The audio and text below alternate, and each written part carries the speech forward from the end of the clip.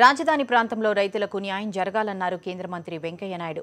జీవనాధారాన్ని కోల్పోతారు కాబట్టి సరిపడా పరిహారం ఇవ్వాలని సూచించారు. రాజధాని విషయంలో కొంతమంది అపరిపక్వతతో మాట్లాడుతున్నారని విమర్శించారు. రాజధాని నగరానికి కొన్ని హంగులు, కొన్ని ఆకర్షణలు, కొన్ని ప్రత్యేక వసతులు ఉండాలని చెప్పారు. రాజధాని అనగానే సెక్రటేరియట్, హైకోర్టు, ఎమ్మెల్యేలు, మంత్రుల క్వార్టర్లు అని మాత్రమే అనుకుంటున్నారని, ఈ భావన మంచిది కాదని తెలిపారు. రాజధాని వద్దంటే ప్రభుత్వ భూములు ఎక్కువ ఉన్న ప్రాంతంలో పెట్టుకోవచ్చు అన్నారు వెంకయ్య. వికేంద్రీకరణ జరగాల నేను కూడా చెప్పేవాడిని. నేను చంద్రబాబు నాయుడు గారితో తరచుగా మాట్లాడుతున్నాను.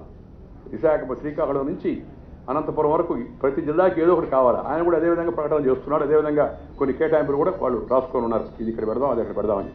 But at the same time capital సిటీకి కొన్ని హంగులు, కొన్ని ఆకర్షణలు, కొన్ని ప్రత్యేక వసతులు, కొంత ఆకర్షణ లేకపోతే ఆ రాజధాని నగరం అవుతుందో అది పెద్దగా పైకి రాదు.